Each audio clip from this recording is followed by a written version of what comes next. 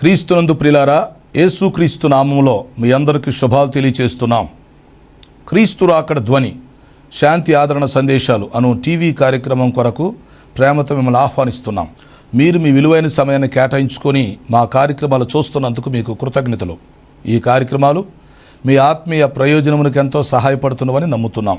ప్రియులారా, ఈ టీవీ పరిచర్య కొరకు ప్రార్థించండి, సహకరించండి, ప్రోత్సహించండి. ఈ కార్యక్రమాలు ఇతరులకు పరిచయం చేసి వారు కూడా చూసి మేలు పొందేటట్లుగా సహాయపడాలని మీకు మనవి చేస్తున్నాం. విశ్వాసంతో ఎంతో ఖర్చు పెట్టి కొనసాగిస్తున్న ఈ కార్యక్రమాలు తొలి వరకు కొనసాగేటట్లుగా ప్రార్థించండి.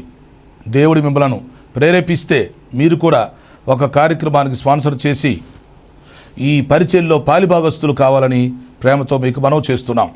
ప్రత్యక్షంగా టీవీ ద్వారా మేము సువార్త ప్రకటిస్తున్నాం. పరోక్షంగా ప్రార్థిస్తున్నవారు, సహకరిస్తున్నవారు, మమ్మలను ప్రోత్సహిస్తున్న వారంతా ఈ పరిచర్యలో పాలిభాగస్తులు అని జ్ఞాపకం చేస్తున్నాం. యేసుక్రీస్తు వారు ఇచ్చిన గొప్ప ఆజ్ఞని మేము పాటిస్తున్నాం. మీరు వెళ్ళి సమస్త జనులను శిష్యులుగా చేయండి అని ప్రభు చెప్పారు. కనుక ఈ టీవీ ద్వారా మీ గృహాల్లో ప్రవేశించి మిమ్మల్ని పలకరించి మీకు సువార్త చెప్పి మిమ్మల్ని ప్రభు రాకడ కొరకు ఎత్తబడే దేవుని సార్వత్రిక సంఘం కొరకు సిద్ధపరచడానికి మా వంతు ప్రయత్నాన్ని మేము కొనసాగిస్తున్నాం. యేసుక్రీస్తు రెండవ రాకడను గూర్చి, ప్రపంచ భవిష్యత్తును గూర్చి అనేకమైన విషయాలు మనం తెలుసుకొని మనం సిద్ధపడి మనం ఇతరులను సిద్ధపరచటానికి దేవుడు మనకిచ్చిన ఈ మంచి అవకాశాన్ని మనం అందరం కలిసి వినియోగించుకుందాం. ప్రస్తుతం మనం రెండవ రాకడ వర్తమానాలు ఒక సబ్జెక్టుగా తీసుకొని సీరియల్గా ధ్యానం చేస్తూ ఉన్నాం. ఈరోజు సంఘము ఎత్తబడిన తర్వాత జరిగేటువంటి సంభవాలు మొదటి విషయం తెలుసుకోబోతున్నాం. క్రీస్తు న్యాయపీఠం. ప్రార్థన. పరిశుద్ధుడు అయిన మా తండ్రి, జీవాధిపతి, మీ ఘనమైన పాదాలకు స్తుతి స్తోత్రాలు చెల్లిస్తున్నాం. ఈరోజు రెండవ రాకడ వర్తమానాల్లో 137వ వర్తమానం క్రీస్తు న్యాయ సింహాసనపు తీర్పును గూర్చి తెలుసుకోబోతుండగా మీరు బోధకులై మాకు బోధ చేయమని మనం చేస్తున్నాం. మీ దాసుని నన్ను బలపరిచి వాడుకోండి. ఈ కార్యక్రమం సహకరిస్తున్న కుటుంబమును దీవించమని మనం చేస్తున్నాం. రక్షణ లేని వారికి రక్షణ దయచేయండి. రక్షణ పొందిన వారిని సంఘంలో స్థిరపరిచి బలపరిచి మీ రాకడ కొరకు సిద్ధపరచమని మనం చేస్తున్నాం. మాకు అవసరమైన సందేశం దయచేసి మీరే మహిమ పొందమని యేసు పరిశుద్ధ నామములో అడుగుచున్నాను తండ్రి, ఆమేన్. ప్రియులారా, మంచిది. కూడి వచ్చిన మీ అందరికీ మరొకసారి శుభాలు తెలియచేస్తూ మిమ్మల్ని వర్తమానం కొరకు ఆహ్వానిస్తున్నాం. మీరు వింటున్న చూస్తున్న ఈ వర్తమానాలు క్రీస్తు రాకడ ధ్వని యూట్యూబ్లో, ఫేస్బుక్లో మీకు అందుబాటులో ఉంటున్నాయి. ఆ అవకాశాన్ని ఉపయోగించుకోండి. క్రీస్తు రాకడ ధ్వని యూట్యూబ్ ఛానల్ని సబ్స్క్రైబ్ చేయండి. మీకు తెలిసిన వాళ్ళందరికీ షేర్ చేయండి. ఈ వారంలో బర్త్డే, మ్యారేజ్ డే జరుపుకునే వాళ్ళు ఉంటే వారికి శుభాలు తెలియపరుస్తున్నాం. దేవుడు మిమ్మలను, మీ కుటుంబాలను నిండారుగా దీవించునుగాక. ఆమేన్. సో ప్రస్తుతం మనం రెండవ రాకడ వర్తమానాలు నేర్చుకుంటున్నాము. ఈరోజు సంఘం ఎత్తబడిన తర్వాత జరిగే సంభవాలు. అందులో మొదటిది క్రీస్తు న్యాయపీఠం. ఓకే, క్రీస్తు న్యాయ సింహాసనపు తీర్పును గూర్చి ఈరోజు మనం కొంత ఆలోచించబోతున్నాం. ఆల్రెడీ ఈ క్రీస్తు న్యాయ సింహాసనపు తీర్పును గూర్చి అనేకమైన వర్తమానాలు మీకు చెప్పడం జరిగింది. యూట్యూబ్లో ఉంటాయి. ఆ వర్తమానాలు తీసుకొని మీరు ఆత్మీయంగా బలపరచబడండి. ఓకే. సో మొదట ఇక్కడ మనం ఆలోచించాల్సిన విషయం ఏంటంటే, యేసుక్రీస్తు వారు రహస్య రాకడలో వచ్చినప్పుడు, బోర ఓదబడినప్పుడు సంఘం ఎత్తబడిద్ది అని మనం తెలుసుకోవాలి. అవునా? భూలోకములో ఉన్నటువంటి సంఘం ఒక్క రెప్పపాటులో ఎత్తబడుతుంది. ఈ మట్టి శరీరాలకు బదులు మహిమ శరీరాలు ధరించుకొని మేఘాలు దాటి గగనాలు దాటి మనం ప్రభువును కలుసుకోబోతున్నాం. ఓకే. ఆ సమయంలో ఈ క్రీస్తునందున్న మృతులంతా పరదేశంలో నుంచి బయటకు వస్తారు. సమాధులు తెరవబడుతున్నాయి. నిద్రించిన వారు మేలుకుంటున్నారు. వారు అక్షయ శరీరాలు ధరించుకొని బయటకు వస్తే సజీవులమైనటువంటి మనము మహిమ శరీరాలతో వారిని కలుసుకుంటాం. సో మనం అందరం కలిసి సార్వత్రిక సంఘం అవుతాం. ప్రభువును మధ్యాకాశంలో కలుసుకోవటం జరుగుతుంది. ఓకేనా? ఆ తర్వాత 7 సంవత్సరాల కాల వ్యవధి జరుగుతుంది. గుర్తుంచుకోండి, ఈ 7 సంవత్సరాల కాలంలో జరిగే సంభవాలు ఒక్కొక్క కార్యక్రమంలో ఒక్కొక్క విషయాన్ని మీకు అందిస్తాం. సరే, ముందేం జరుగుతుంది ఇప్పుడు చూద్దాం. సంఘం ఎత్తబడి వెళ్ళిపోయింది, అవునా? ఆ సంఘం మధ్యాకాశంలో ప్రభువును కలుసుకోవటం జరిగింది. ఓకే, ఆ తర్వాత ఏమవుతుందంటే ప్రభువారు సంఘాన్ని తీసుకొని న్యాయపీఠము దగ్గరికి వెళతారు. అది ప్రభు సంఘాన్ని కలుసుకున్న తర్వాత సంఘమును పరలోకానికి తీసుకొని వెళ్ళి మరలా న్యాయపీఠం దగ్గరికి తీసుకొస్తారు. అది మనం అర్థం చేసుకోవాలి. సో ఇప్పుడు ఈ 7 సంవత్సరాల కాలంలో ఎత్తబడిన సంఘము క్రీస్తు న్యాయపీఠం దగ్గర ఉంటుంది. అది మీరు ఊహించుకోండి. ఇక్కడ న్యాయసింహాసనపు తీర్పు అన్నప్పుడు ఒక విషయాన్ని ప్రస్తావించాలి. న్యాయసింహాసనపు తీర్పు, మహిమగల సింహాసనపు తీర్పు, ధవళ సింహాసనపు తీర్పు. కాబట్టి ప్రభు 3 సింహాసనాల మీద కూర్చుండి 3 విధాలైన తీర్పులు జరిగిస్తారు, గమనించాలి. కాబట్టి న్యాయసింహాసనపు తీర్పు అనేది ఎవరికి సంబంధించింది? ఎత్తబడినటువంటి సార్వత్రిక సంఘమునకు సంబంధించింది. Others not allowed in this place. ఎత్తబడిన సంఘం మాత్రమే న్యాయపీఠం దగ్గర ఉంటుంది, వారికి మాత్రమే అక్కడ తీర్పు జరుగుతుందని మనం అర్థం చేసుకోవాలి. తర్వాత మహిమగల సింహాసనపు తీర్పు అన్నప్పుడు అది క్రీస్తు బహిరంగ రాకడలో దిగొచ్చినప్పుడు జరుగుతుంది, సంఘము దిగొచ్చినప్పుడు జరుగుతుంది. ఆ తీర్పు ఎవరికి? అది ఇశ్రాయేలు ప్రజలకి, తర్వాత ఇశ్రాయేలుకి సహాయం చేసిన వారికి, తర్వాత అన్ని జనులకి, సజీవులైనటువంటి జనాంగాలకు జరిగేటువంటి ఆ తీర్పు మహిమగల సింహాసనం తీర్పు. ఓకేనా? 1000 ఏండ్ల పరిపాలన తర్వాత జరిగేది ధవళ సింహాసనపు తీర్పు. ఇది మరి పాపులైనటువంటి మృతులైన వారికి జరిగే తీర్పు. కాబట్టి మీరు అర్థం చేసుకోవాలి, కన్ఫ్యూజ్ అవ్వకూడదు. సత్యవాక్యమును సరిగా విభజించి బోధించే పద్ధతి కావాలి.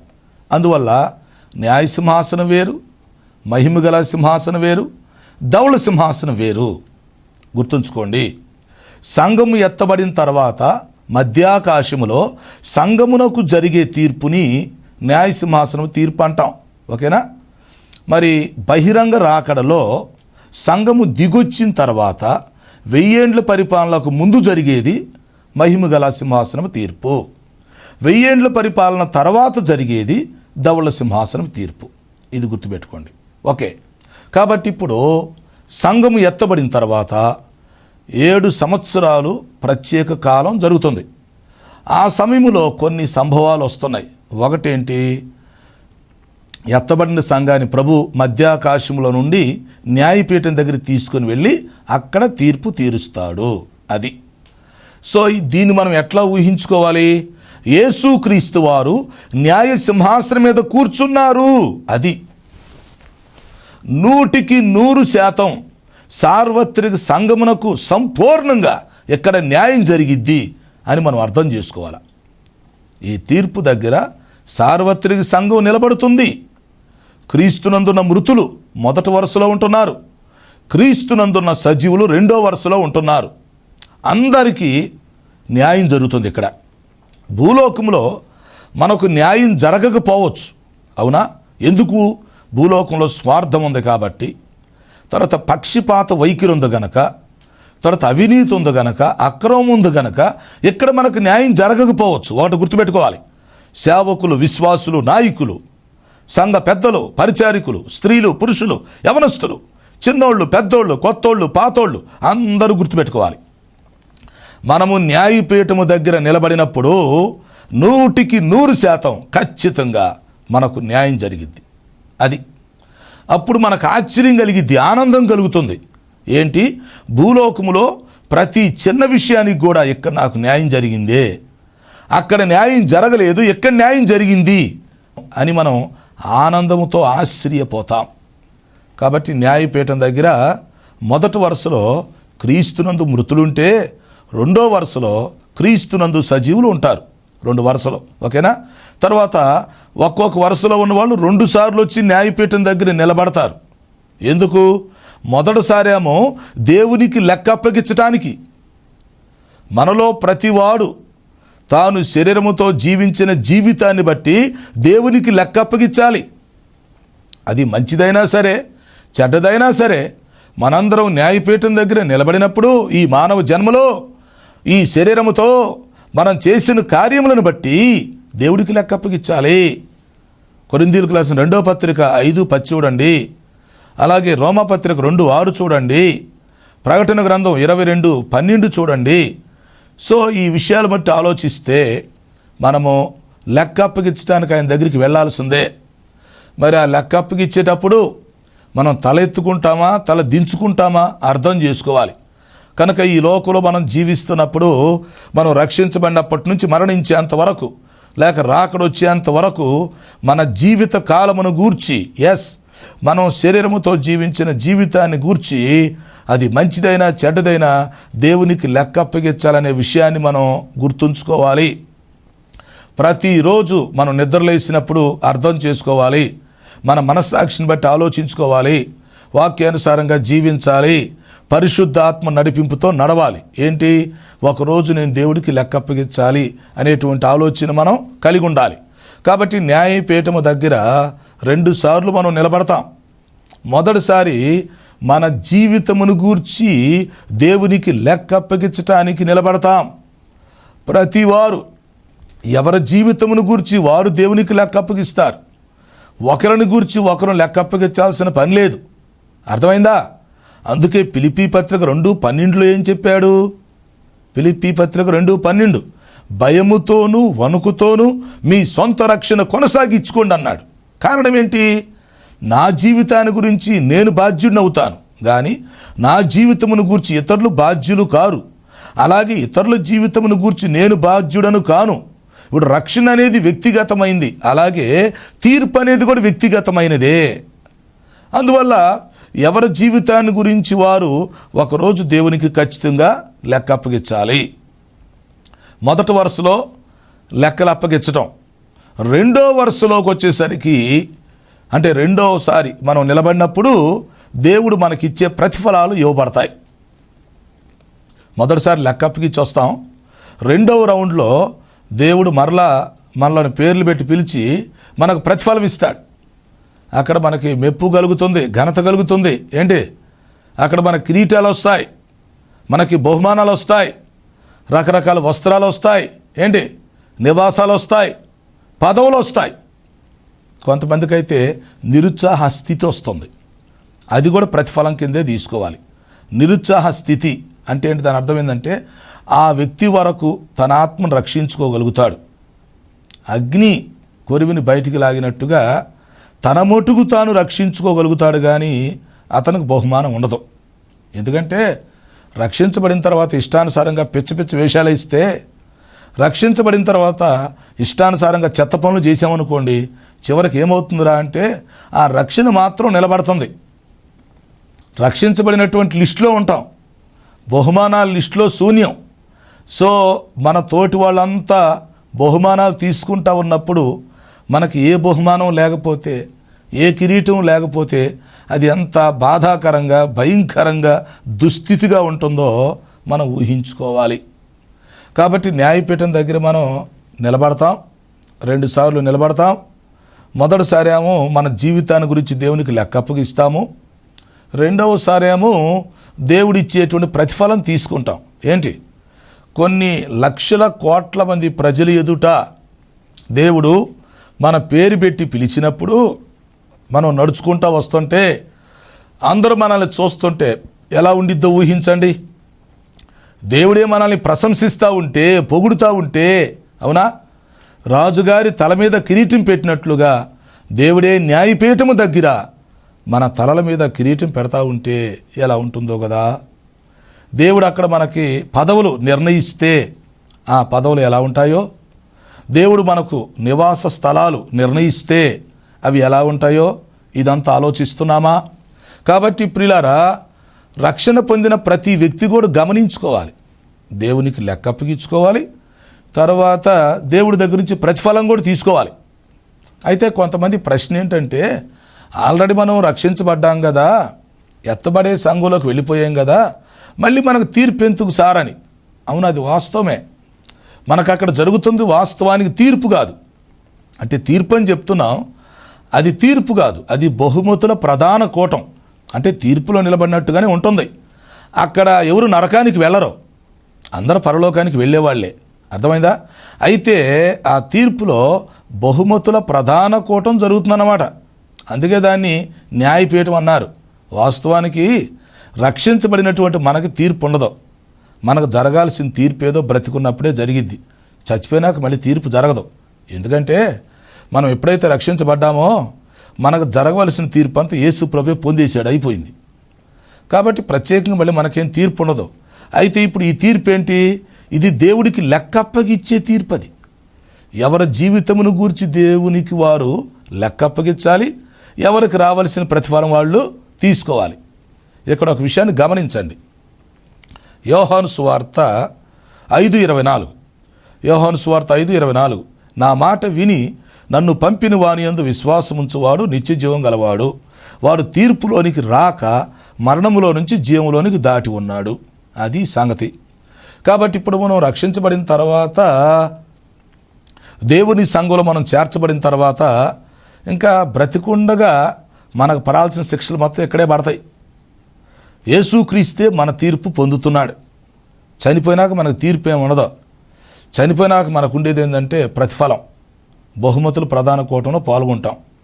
కొంతమంది అయితే ఏంటంటే ఏ బహుమానం తీసుకోకుండా నిరుత్సాహ స్థితి కలిగి ఉంటారు. అది భయంకరం. నరకంలో పడరు, కానీ వారి మటుకు వారు తన ఆత్మను రక్షించుకొని నిరుత్సాహ స్థితి కలిగి ఉంటారు.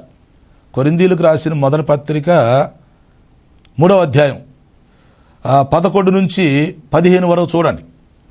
కొరింథీయులకు రాసిన మొదటి పత్రిక 3వ అధ్యాయంలో 11 నుంచి 15 వరకు మనం చూసినప్పుడు న్యాయపీఠం దగ్గర జరిగేటువంటి సందర్భం అక్కడ మనకు కనిపించింది అన్నమాట. కొంతమంది పని ఎలా ఉంటుంది? బంగారం, వెండి, వెలగల రాళ్ళు, ఆ పని నిలబడుతుంది, వారికి ప్రతిఫలం వచ్చింది. మరి కొంతమంది పని ఎలా ఉంటుంది? అగ్ని చేత పరిశోధించబడినప్పుడు అది ఎలా ఉంటుంది? కర్ర, మరి కొయ్యకాలు, గడ్డి. కర్ర, కొయ్యకాలు, గడ్డి, ఇదంతా కూడా ఏమవుతుంది? అగ్ని చేత కాల్చబడుతుంది. కాబట్టి వారికి బహుమానం లేదు. వారి పరిస్థితి ఏంటి? నిరుత్సాహ స్థితి అన్నమాట అది. కాబట్టి ఇప్పుడు ఏంటి? న్యాయపీఠం అనేది ఒకటి ఉంది. దేవుని సార్వత్రిక సంఘం అక్కడ నిలబడాలి. అవునా? క్రీస్తునందు మృతులు అక్కడ నిలబడాల్సిందే, క్రీస్తునందున్న సజీవులు కూడా అక్కడ నిలబడాల్సిందే. మరి 2 వరుసలో నిలబడినటువంటి మనం 2 సార్లు అక్కడ నిలబడతాం. మొదటిసారి మన జీవితమును గురించి దేవునికి లెక్క అప్పగించడానికి నిలబడతాం. రెండవసారి దేవుని దగ్గర నుంచి ప్రతిఫలం తీసుకోవటానికి నిలబడతాం. ఓకే, ఈ న్యాయపీఠం దగ్గర ఎవరు నరకానికి వెళ్ళటం లేదు, అందరూ పరలోకమే పొందుకుంటారు. అయితే పరలోకములో ఎవరి స్థాయిని వాళ్ళు పొందుకుంటారు. పరలోకంలో అందరూ సమానముగా ఉండరు. రక్షణ అనేది సమానమే, కానీ రక్షణ పొందిన తర్వాత మనం బ్రతికిన బ్రతుకును బట్టి పరలోకంలో బెటర్మెంట్ ప్లేస్ అనేది ఉండిద్ది అనమాట. అంటే పరలోకంలో గ్రేడ్స్ ఉంటాయి, అది అర్థం చేసుకోవాలి. ఇంకా కేవలం రక్షణ మాత్రమే పొంది వాళ్ళు ఏ గ్రేడ్ పొందుకోకపోతే దాన్ని ఇక్కడ ఏమంటున్నాడు? నిరుత్సాహ స్థితి అంటున్నాడు. అగ్నిలో నుంచి కొరివిని లాగినట్టుగా తన మటుకు తానే రక్షించబడుతున్నాడు.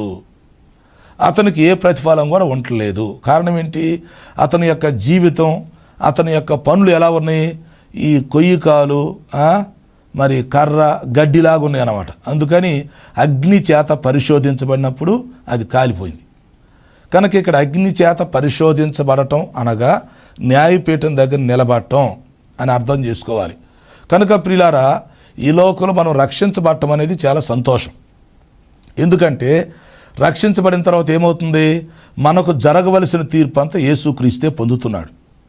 అందువల్ల ఇంక మనకు శిక్షా విధి లేదు.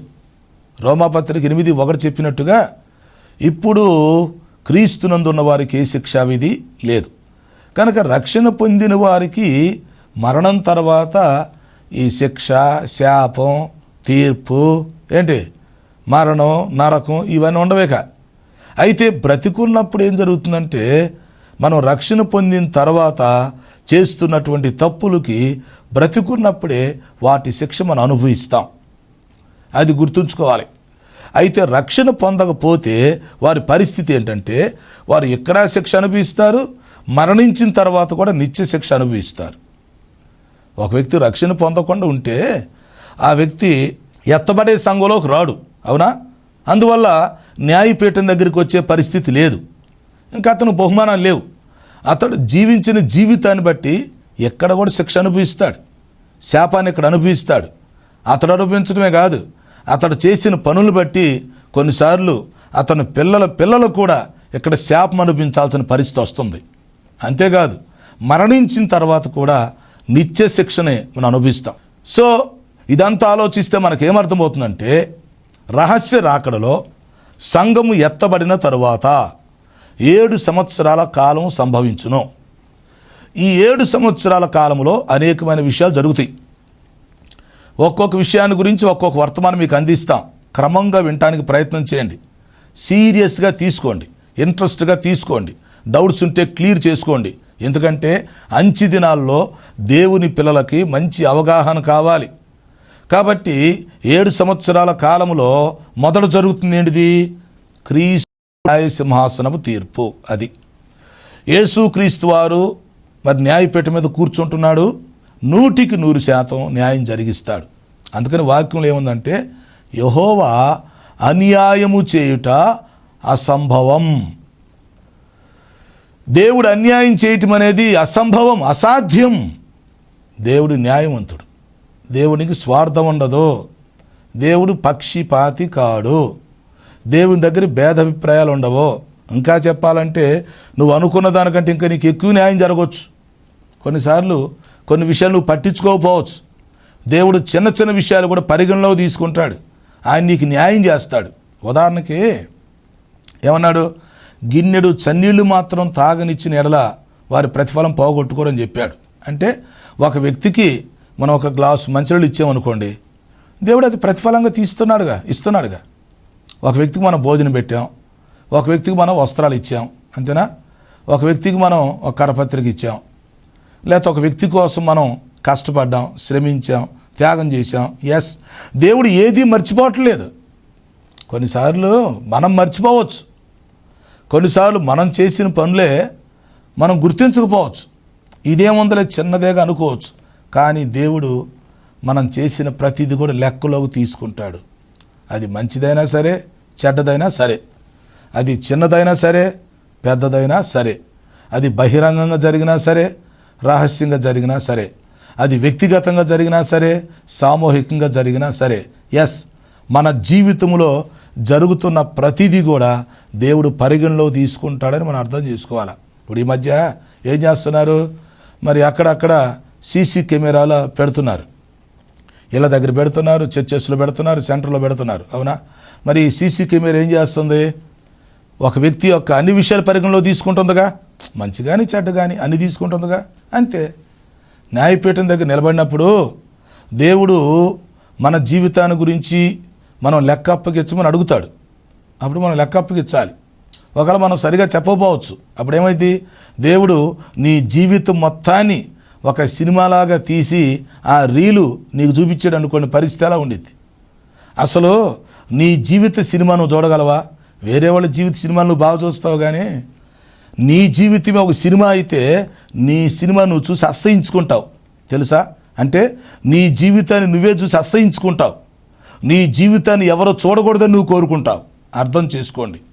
కాబట్టి దేవుని దగ్గర గ్రంథాలు ఉంటాయి. గ్రంథం విప్పినప్పుడు మన జీవిత చరిత్రలు బయటకు వచ్చేస్తాయి. అందుకని మనం ఏం చేయాలంటే రక్షించబడిన తర్వాత జాగ్రత్తగా ఉండాలి. న్యాయపీఠం దగ్గర నిలబడటానికి సిద్ధంగా ఉండాలి. తలెత్తుకుని నిలబడేటువంటి స్థితి మనం కలిగి ఉండాలి. ప్రతిరోజు మనల్ని మనం సరి చేసుకుంటూ ఉండాలి. అవును, యోహాను మొదటి పత్రికలో 3:20 చెప్తాడు, మన మనస్సాక్షి ఏ విషయాల్లో మన మీద దోషారోపణ చేయుచున్నదో ఆయా విషయాల్లో మనల్ని మనం సమ్మతపరుచుకోవాలి. దేవుని దగ్గర మనం నిలబడినప్పుడు తలెత్తుకునేటువంటి పరిస్థితి మనకు కావాలి. సిగ్గుపడకుండా, భయపడకుండా నిలబడే పరిస్థితి మనకు కావాలి. దానికోసం ఏం చేయాలంటే ఇప్పటి నుంచే మనం సిద్ధపాటు కలిగి ఉండాలి. రక్షించబడ్డా మంచిది, అయిపోయింది. ప్రభు మనల్ని క్షమించేసాడు, అయిపోయింది. ప్రభు మన పక్షంగా తీర్పు పొందాడు సిలువలో, అయిపోయింది. మరి ఇప్పుడు రక్షించబడిన తర్వాత మన జీవితం సంగతి ఏంటి? మరి ఆ జీవితాన్ని గురించి మన దేవుడికి లెక్క అప్పగించాలిగా. దేవుడు మంచిని చెడు రెండు పరిగణలో తీసుకున్నప్పుడు మరి మంచి అంటుందో చెడు అంటుంటుందో చూసుకోవాలిగా. ఇప్పుడు బెల్షాజర్ని దేవుడు త్రాసులో పెట్టి తూచినప్పుడు అతడు తక్కువ అనిగా కనపడ్డాడు, కరెక్టేనా? అదే ఇప్పుడు మనం ఉదాహరణగా తీసుకోవాలి. దేవుడు బెల్షాజర్ని త్రాసులో పెట్టి చూచినప్పుడు అంటే అతని జీవితమును గూర్చి దేవుడు తీర్పు తీర్చినప్పుడు, లెక్క చూసి ముగించినప్పుడు ఏం జరిగింది? అతడు త్రాసులో తక్కువ అనిగా కనపడ్డాడు కదా. అతడు మరణించినట్టుగా మనం చూస్తున్నాం. అతని రాజ్యము మరి విభాగించబడినట్లుగా మనం చూస్తున్నాం. అవును ప్రియులారా, ఈరోజు మనం అర్థం చేసుకోవాల్సింది అదే.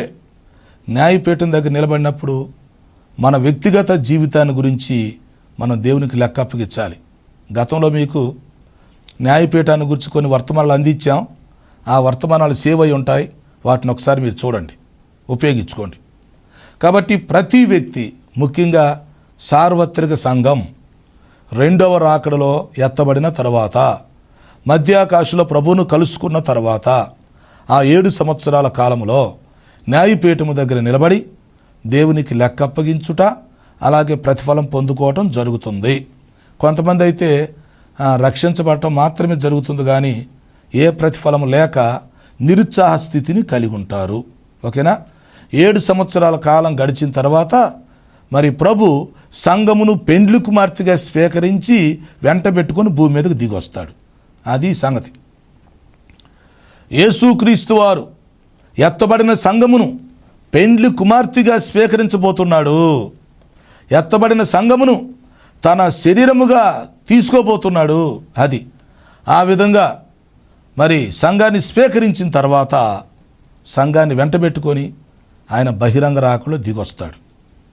ఒక మాటలో చెప్పాలంటే రహస్య రాకల్లో సంఘం ఎత్తబడుతుంది, సంఘం మధ్యాకాశానికి వెళుతుంది, తర్వాత న్యాయపీఠం దగ్గర ఉంటుంది, ఆ తర్వాత 7 ఏండ్ల విందులో పాల్గొంటుంది, పెండ్లి కుమార్తెగా స్వీకరించబడుతుంది. ఏంటి? బహిరంగ రాకల్లో మరి ప్రభువుతో కలిసి సంఘం భూమి మీదకి వచ్చి 1000 ఏండ్ల రాజ్యంలో పాల్గొంటుంది. కనుక ఈ విషయాలను అర్థం చేసుకొని మన ప్రభుని ఎదుర్కొంటకు మనం అందరం కూడా మరి వధువు సంఘంలాగా సిద్ధపడాలని ప్రేమతో మీకు మనవి చేస్తూ ఈ మాటలు ముగిస్తున్నాను. అట్టి కృపను దేవుడు మనందరికీ దయచేయునుగాక. ప్రార్థన. తండ్రి, నీకు స్తోత్రాలు. విన్న వర్తమానం మా హృదయాల్లో ఫలింప చేయమని మనం చేస్తున్నాం. వధువు సంఘం వలె మేము సిద్ధపడుటకు అనుగ్రహించండి. రక్షణ లేని వారికి రక్షణ దయచేయండి. సమస్యలతో, అనారోగ్యతతో, అవసరాలతో ఉన్న వారికి సహాయం చేసి మహిమ పొందమని యేసు పరిశుద్ధ నామములో అడుగుచున్నాను తండ్రి. ఆమేన్. తండ్రి, కుమార, పరిశుద్ధాత్మ త్రియేక దేవుని దీవెన మనకు తోడే నడిపించును గాక. ఆమేన్, ఆమేన్. ప్రియులారా, ఈ కార్యక్రమాలకు మీరు స్పాన్సర్ చేయని ఆశించినట్లయితే మా సెల్ ఫోన్ నెంబర్కి SMS చేయండి. 9440402368 9440402368. God bless you.